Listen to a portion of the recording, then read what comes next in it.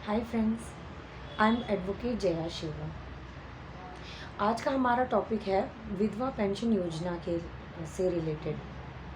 बहुत सी ऐसे गरीब लोग होंगे, गरीब बहनें होंगी जिनके पति अब इस दुनिया में नहीं रहे और उनके ऊपर अपने परिवार को और ख़ुद को पालने का और अपना ध्यान रखने का और ज़िंदगी आगे गुजारने का चैलेंज हो।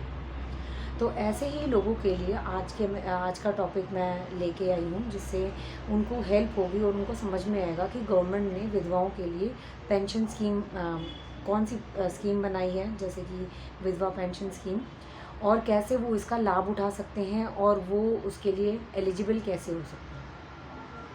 तो सबसे पहले विधवा पेंशन योजना क्या है। विधवा पेंशन योजना उन विधवाओं के लिए है जो कि गरीबी रेखा के नीचे हैं, जिनकी इनकम 1 लाख से नीचे है, जिनके घर की इनकम, और जिनके हस्बैंड अब नहीं रहे, उनके ऊपर अपने परिवार वालों को पालने का भार है।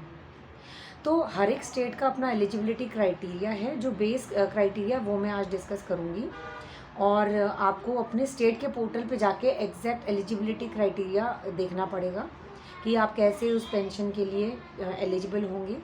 इसके अलावा एक रेंज है जो मैं आपको बता दूंगी कि आपको इतने से इतने की पेंशन मिलेगी।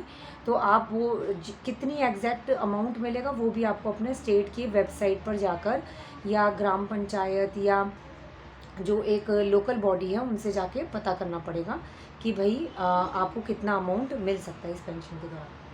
तो जैसे कि मैंने आपको बताया कि ये हर एक स्टेट का अलग अलग है। तो कौन कौन सी विधवाएं इस पेंशन के लिए एलिजिबल हैं। जैसे कि मैंने आपको बताया कि जो गरीबी रेखा के नीचे हैं, अब उसमें उनकी इनकम क्राइटेरिया, जैसे कुछ स्टेट्स हैं उनका इनकम क्राइटेरिया 40,000 से नीचे का है, और कुछ स्टेट्स हैं जिनका इनकम क्राइटेरिया 1 लाख से नीचे का है। तो आप अपनी स्टेट की वेबसाइट पर जाकर या जो ग्राम पंचायत वगैरह जो भी आपकी लोकल बॉडीज़ हैं उनके पास जाकर आप पता कर सकते हैं कि कौन सी चीज़ आपके स्टेट पे एप्लीकेबल है।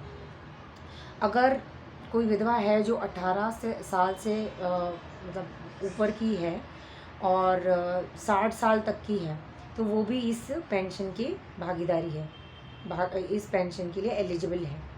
ठीक है। और कोई विडो है जिसकी इनकम 1 लाख से कम है, तो वो भी इस पेंशन स्कीम के अंडर कवर की गई हैं। और अगर आप दोबारा शादी कर लेते हैं तो आप अगर कोई विधवा दोबारा शादी कर लेती है तो वो इस स्कीम के लिए एलिजिबल नहीं होंगी। तो जैसा मैंने कहा कि आप एक बार ही चेक कर लीजिए, अगर आप इन कैटेगरीज़ के अंदर फॉल करती हैं तो आप प्लीज़ आप इस पेंशन का फ़ायदा उठाइए। आप कोशिश कीजिए कि आप इस चीज़ में एनरोल हो जाएं और आपको थोड़ा बहुत रिलीफ मिले।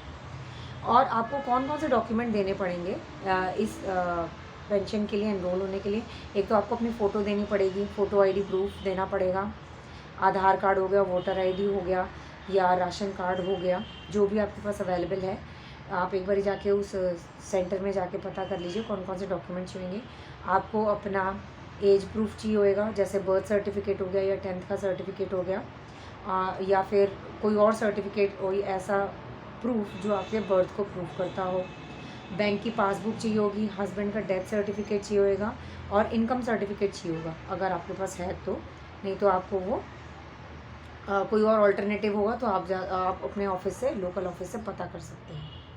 आप चाहें तो ऑनलाइन भी अप्लाई कर सकते हैं इस पेंशन योजना के लिए। आपको जैसे मैंने बताया कि जो आपकी स्टेट की वेबसाइट है उस पर जाके आप इस पेंशन के लिए अप्लाई कर सकते हैं।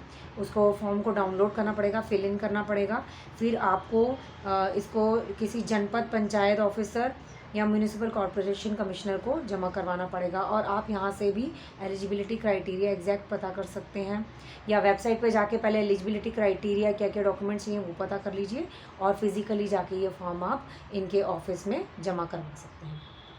ठीक है। इसके अलावा जो विधवा पेंशन योजना है वो उसमें ये इस पेंशन प्लान के थ्रू 300 रुपये से लेके 500 रुपये तक का मुआवजा सरकार देती है विधवाओं को उनके हस्बैंड की डेथ के बाद। ठीक है। और जो पेंशन है वो जो रिसिपेंट है, जैसे मैंने आपको बताया कि आपको अपने बैंक की पासबुक लेके जाना पड़ेगी, तो वो आपके अकाउंट में डायरेक्टली ये पैसे ट्रांसफ़र होंगे। ठीक है। और अगर किसी विधवा की उम्र 80 साल से ऊपर है तो उनको 500 रुपये का मुआवजा मिलेगा। ठीक है। तो जैसे कि मैंने आपको बताया, एलिजिबिलिटी क्राइटेरिया बता दी, एज ग्रुप बता दिया, और कैसे आप इसको अप्लाई कर सकते हैं बता दिया। आप चाहें, अगर आपको और भी क्वेश्चंस पूछने हैं तो आप मेरे से कमेंट सेक्शन में पूछ सकते हैं। अगर आपको लगता है कि ये वीडियो किसी के लिए हेल्पफुल हो सकता है तो प्लीज़ इसको उनके साथ ज़रूर शेयर कीजिए। और अगर आपको मेरे वीडियोस अच्छे लगते हैं तो उनको लाइक कीजिए। अगर आपको मेरे और भी वीडियोस देखने हैं तो आप एडवोकेट जया शेवा यूट्यूब पे इस चैनल को आप सब्सक्राइब कर सकते हैं। Thank you so much for your time. Stay healthy, stay safe.